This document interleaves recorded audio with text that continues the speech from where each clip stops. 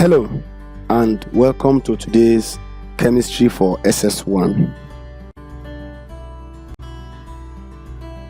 In today's lesson, we are going to be treating nature of matter. Lesson objectives. At the end of this lesson, the student should be able to define matter, mention properties of matter, mention changes that matter can undergo, mention differences between physical and chemical changes.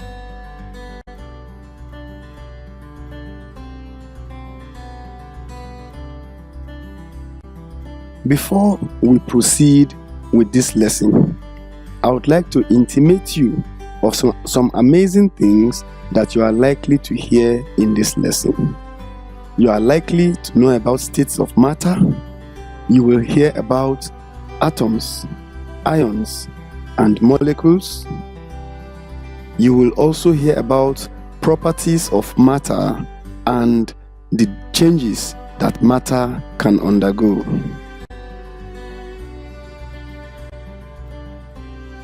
Fun facts. If we are made of matter, then a scientist studying atoms is actually a group of atoms studying themselves. Tricky, right? This was given by an anonymous scientist. Have you ever looked around you and wondered what everything you see is made of? I'm referring to the soil, the trees, cars, rocks, humans, animals, etc. What are they made of? Ever thought about that? Now, it will amaze you to know that everything you see and feel around you is made of matter. What then is matter? Matter is anything that has weight and occupies space. Examples of matter include trees, cars, human beings, animals, and many other things you see around you.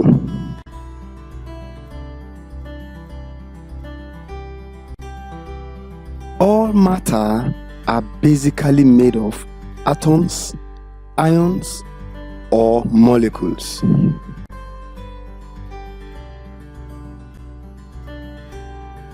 What then are atoms, ions, and molecules? Atoms are the smallest particle of an element that can still retain the properties of that element, while ions are charged particles. The charges could be negative or positive. Molecules, on the other hand, are a group of atoms bonded together, representing the smallest fundamental unit of a chemical compound that can take part in a chemical reaction.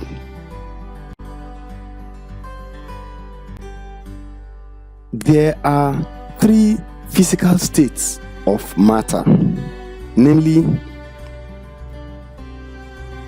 solid, liquid, and gas.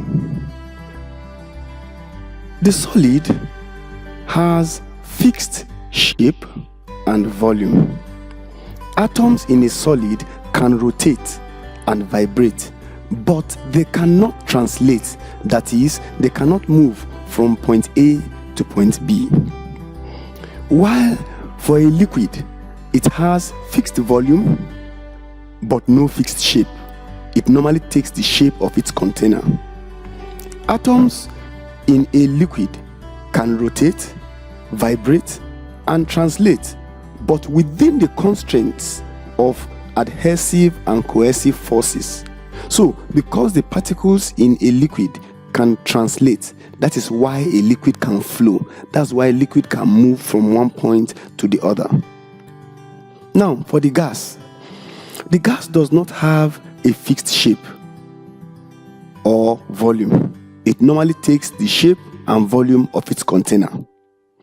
Atoms in a gas can rotate, vibrate, and they can translate, but this time around without the constraints of the adhesive and cohesive forces that was in. All matter, in whatever state you find them, have properties, and these properties can be physical or chemical properties. Physical properties of matter. Physical properties of matter are properties associated with physical changes. Common physical changes of a substance include its boiling point, melting point, density, volume, mass, hardness, malleability, crystalline form, as well as properties which may be detected by the senses such as color, odor, and taste. Chemical properties of matter.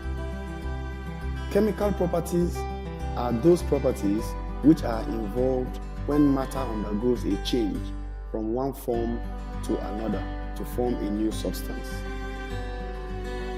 The rusting of iron is a chemical property of iron, since a new substance, iron rust, is formed. Likewise, the burning of wood is a chemical property of wood, since a new substance, charcoal, is formed. Heat of combustion, chemical stability, flammability, and preferred oxidation state are also chemical properties. All properties of matter are either extensive or intensive, and either physical or chemical. Extensive properties, such as mass and volume, depend on the amount of matter that is being measured. Intensive properties, such as density and color, do not depend on the amount of matter. Note, however, that both extensive and intensive properties are physical properties, which means they can be measured without changing the substance's chemical identity. For example, the freezing point of a substance is a physical property. When water freezes, it is still water, H2O.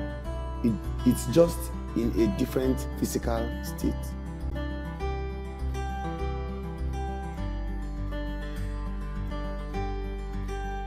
Let's now take a look at physical and chemical changes. So, let's take a look at physical change. This is a change which is easily reversed and in which no new substance is formed. Examples include freezing of liquids to solids, liquids vaporizing to gases, dissolving salt or sugar in water to form salt or sugar solution, gases condensing to liquids. Other examples of physical change include sublimation, magnetization, evaporation, distillation, and crystallization.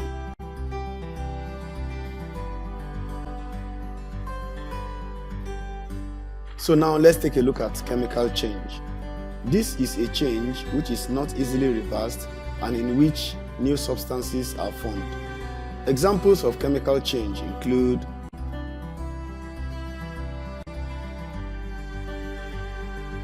burning, rusting, dissolution of metals in acids, slaking of lime, and fermentation.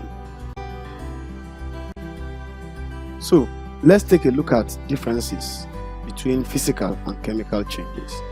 To your left, you can see the physical change, and to your right, the chemical change. In physical change, it is easily reversible, while chemical change is not easily reversible. In physical change, new substances are not formed, while new substances are formed in chemical change. Very little amount of energy is required in physical change, while a very remarkable amount of heat is needed for chemical change. In physical change, there is no change in mass, while this new substance always has a different mass from the original substance in the chemical change. Summary. In this lesson, we learned that matter is anything that has weight and occupies space. We also learned about solids, liquids, and gases being the three basic states of matter. We learned that in physical change, no new substances are formed, but in chemical change, new substances are formed.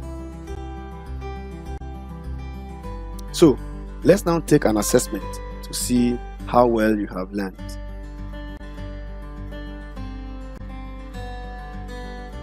Question 1. The addition of water to salt leads to A. A physical change, B. A chemical change, C. The formation of mixture, D. An endothermic change. Question 2. Which of the following is an example of chemical change? A. Dissolution of salt in water, B. Rusting of iron, C. Melting of ice, D. Separating a mixture by distillation.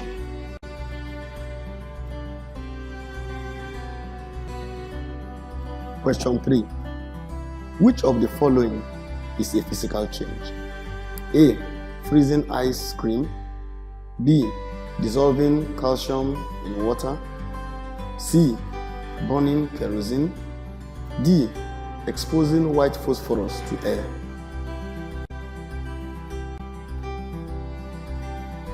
Question 4. A chemical reaction is always associated with A. An increase in the composition of one of the substance, B. A change in volume of reactants, C. A change in nature of reactants, D. The formation of new substances.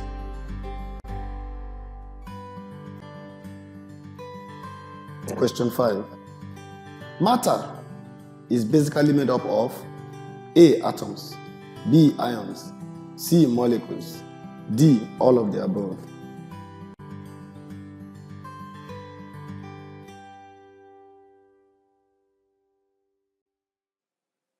With this, we have come to the end of this class. Thanks for watching, and remember that you can always make comments and ask your questions. See you in the next class.